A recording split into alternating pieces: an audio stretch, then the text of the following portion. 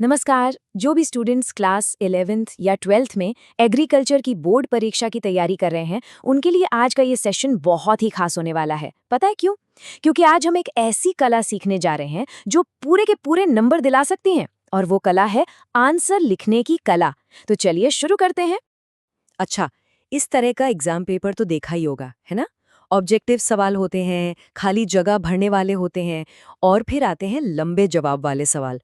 यही वो जगह है जहां असल में मार्क्स बनते भी हैं और बिगड़ते भी हैं।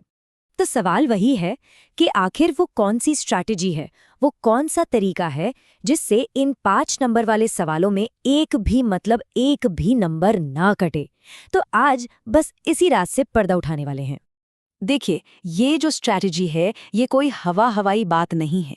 ये एक ऐसे टीचर के अनुभव से निकली है जिन्होंने स्टूडेंट्स को इन परीक्षाओं में जूझते हुए देखा है और इस प्रॉब्लम को बहुत गहराई से समझा है। ये जो पूरा प्लान है ना, ये खास तौर पर उन स्टूडेंट्स को ध्यान में रखकर बनाया गया था जिन्हें एकदम सीधे और साफ गाइडेंस की जरूरत होती है। उनकी जरूरतों को समझना ही सबसे पहला और सबसे जरूरी कदम था। और हाँ, जब रास्ता सही होता है तो कन्फर्मेशन भी मिलता है। ये जो फीडबैक है ना, आदित्य, आप बिल्कुल सही रास्ते पर हैं। ये इस बात का सबूत था कि ये अप्रोच वाकई काम करती है। तो इस कामयाब स्ट्रैटेजी को बनाने में आखिर क्या-क्या लगा? चलिए देखते हैं कि इसके पीछे कितनी सोच और कितनी मेहनत लगी थी। जरा इन तस्वीरों को देखिए।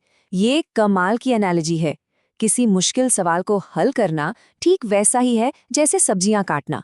पकाने से पहले क्या करते हैं? उन्हें छोटे छोटे मैनेजेबल टुकड़ों में काटते हैं, है ना?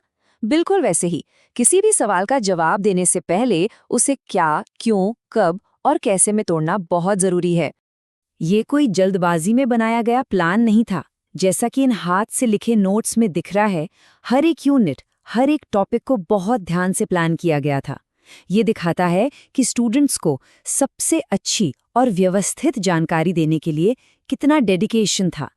तो चलिए अब आते हैं उस मेन स्ट्रैटेजी पर जिसका हम सबको इंतजार है। ये जो डॉक्यूमेंट है ना, यही है सारी कहानी का सार। इसमें 5 नंबर वाले सवाल का जवाब देने के लिए एक बहुत ही सिंपल लेकिन इनक्रेडिबली पावरफुल, एक शक्तिशाली स्ट्रक्चर बताया गया है।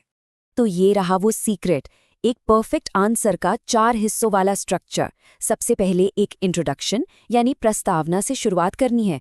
फिर पॉइंट्स में, बुलेट पॉइंट्स में फायदे और नुकसान बताने हैं। उसके बाद आता है कंक्लूजन यानी निष्कर्ष, और आखिर में वो सीक्रेट वेपन जो जवाब को सबसे अलग बना देगा, एक फ्लो चार्ट।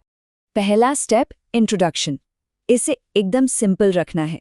बस सवाल में जो मेन टॉपिक है उसे डिफाइन कर दीजिए। इससे चेक करने वाले को तुरंत पता चल जाता है कि सवाल समझ में आ गया है।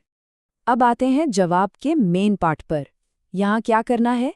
सबसे पहले उस टॉपिक के फायदे गिनाने हैं, जैसे किसान की कार्यकुशलता में वृद्धि या आधुनिक मशीनरी का बेहतर उपयोग जैसे पॉइंट्स लिखे जा सकते हैं। फायदों के ठीक बाद उसी टॉपिक के नुकसान या कमियों को भी पॉइंट्स में लिखना है, जैसे कि मिट्टी की उर्वरा शक्ति का ह्रास या फसल खराब होने पर भारी जोखिम। इससे जवाब में एक बैलेंस्ड व्यू दिखता है। तीसरा स्टेप है कंक्लूजन। यहाँ पर अब तक जो भी पॉइंट्स लिखे हैं उन्हें बस 2 वाक्यों में समेटना है। इससे आपके जवाब को एक मजबूत और यादगार एंडिंग मिलती है। और अब वो सबसे जरूरी हिस्सा जो असल में आपको भीड़ से अलग करेगा, फ्लो चार्ट। ये सिर्फ कोई एक्स्ट्रा चीज नहीं है, ये एक गेम चेंजर है। एक सिंपल सा फ्लो चार्ट आपके जवाब को तुरंत आकर्षक बना देता है और दिखाता है कि टॉपिक को सिर्फ रटा नहीं गया है बल्कि सच में समझा गया है। तो इन सब बातों का मतलब क्या है? चलिए इसे सफलता के एक आसान से फॉर्मूले में समेटते हैं। तो आखिरी सीख क्या है? जरा सोचिए। नॉलेज तो जरूरी है, पर प्रेजेंटेशन ही सब कुछ है। आपकी आंसर शीट स्टेज पर आपकी परफॉर्मेंस की तरह है।